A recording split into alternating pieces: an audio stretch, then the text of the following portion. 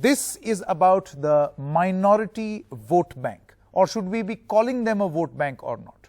The India Minority Report. Analytics of the voting pattern shows that the BJP may have won in over 50 seats where there is a sizable Muslim population. Is this now the new paradigm that Muslims should never be seen as a political monolith in this country?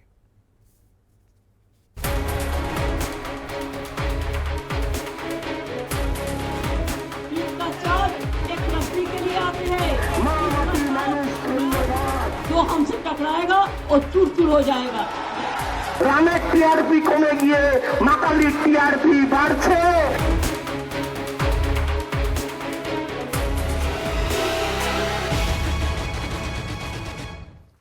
Let's straight away dive into the debate. I've got Professor Subrat Mukherjee, he's a political analyst. We also have Shantanu Gupta, he's a political analyst and the author of Yogi Adityanath's biography. And Vivek Reddy continues to be with us on this issue. Professor Subrat Mukherjee, you look at the analytics, and we'll put those graphics on screen in just a short moment. You see that there is a consistent increase or this assumption that minorities equals vote bank equals certain political parties. I think on a lot of seats in this particular election, that has not been the case, particularly in your state of West Bengal. How would you respond? Do you think it is a mistake in this present day and age to think of Muslims as a political monolith? Well, if you really look to the functioning of liberal democracy, it is a combination of group right versus individual right. For instance, the United States, the classic example, the women and the minorities and blacks normally go to the Democrats. At a particular time, it used to happen like that. The minorities bestowed the faith in the Congress, and now what happened is, with the decline of the Congress and coming up of the other forces, UP, Bengal and Bihar particularly, you find the shift in that vote to the regional outfits. Now, if you really look to that pattern, I do not think that has changed really much. You see, the estimate is that about 8% of the Muslims have voted for the BJP, which is very marginal, you know. And if no, but then the political assumption, or at least TMC would want us to believe that the political assumption should be that the Muslims do not vote for the BJP. I would say in that context, 8% is a sizable number. Well, 8% can be called a deviant number. You know, it's not a size. Sizable means more than 30, 35. No, but if you look at the poll margin, suppose if this 8% would have stayed, had Muslims been a monolith, had they stayed with the TMC or with any other dispensation, take the example of West Bengal, your vote share was at par with that of the BJP. At this 8%, simple arithmetic, you would have won. It would have been a landslide in favor of the TMC. Well, that's not exactly works that way. You see, there are 85 Vidhan Sabha constituencies in Bengal, and in about 50 of them, Muslims have their presence, and in all the 50, Trinamool had the majority vote share. And even in the other 35, the division was between the Congress and the CPM and Trinamool. Okay. So, I do not think it really worked to the advantage of the BJP. Okay. What really worked to the advantage of the BJP is the consolidation of the Hindu vote and the fragmented nature of Hindu vote that used to be manifested earlier throughout the nation, that has given to a certain amount of consolidation. But here again I like to point out that this is a national election.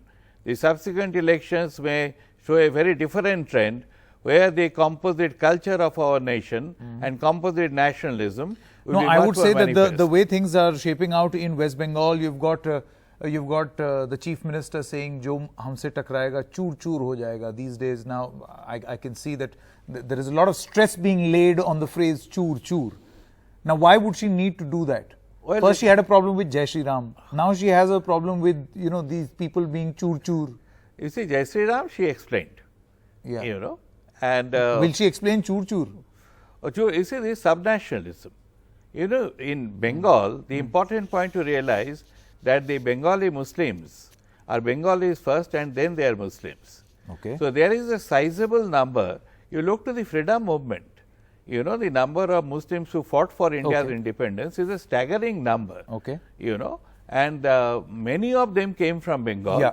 And if you happen to go to Andaman's cellular jail, you will find the names written there, a very large chunk.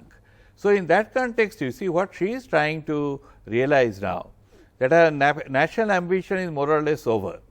So, she must really maintain. No, her I think the message that she was making, of course, today is the occasion of Eid. She was adequately dressed. We'll quickly put those pictures also on air. Shantanu Gupta, the point is that as far as Mamata Banerjee is concerned, she's trying to make a political message, reaching out to the Muslims, also larger point of harmony among all religions, and then a message on, strong arm tactics, that you mess with us and you're gone. And thus comes the phrase choor choor. But the larger point, Shantanu, that we are discussing over here, you look at West Bengal, you see that in 6 of the seats where BJP has swept, you have a sizable Muslim population. In Uttar Pradesh, only in Pilibhit and Bareilly, which has a sizable Muslim population, you've got the BJP winning, but many would argue that they were winning these 2 constituencies in any case for a very long time. So, this logic does not work in UP. But then again in Bihar it works, where you have BJP winning Araria, Darbhanga, Katihar, Khagaria, Banka, Madhubani. Now, these are seats where you have a sizable amount of Muslim population. The point is, do you think that this assumption, the political assumption that Muslims equals non-BJP, it should not be as black and white anymore? I think not at all. I think the larger question is the vote bank politics still relevant? See, last 70 years, Congress and most of the regional parties which came out of Congress ran a politics of victimization. They made sure that Dalits, they will scare Dalits with the upper caste, and they will scare Muslims and Hindus with each other. Narendra Modi is able to achieve one of it very brilliantly. He is able to, when you say Hindu consolidation, I don't call it a Hindu consolidation. I call it annihilation of caste. I call it the end of caste-based politics. And people like Mayawati don't get it even still. Yesterday in press conference, she said, Yadav vote transfer nahi hua, Jat vote transfer nahi hua. They don't understand that this is a victory of the delivery of Modi, how he delivered the programs, not this caste or that caste. Now, I think that the second challenge for Narendra Modi is the victimization that's done on the religion to stop that. And that's why he said, Sabka Saath, Sabka Vikas, or Sabka Vishwas. And if you see in your data, the Christian vote bank, the Christian vote share increased from 7% to 11%, and Muslim vote bank intact. Even after the Mahagathbandhan in UP, where there was a consolidation, even when the Mahagathbandhan in Bihar, where there was a consolidation. So they increased in Christian vote bank, the Muslim vote bank vote share is intact.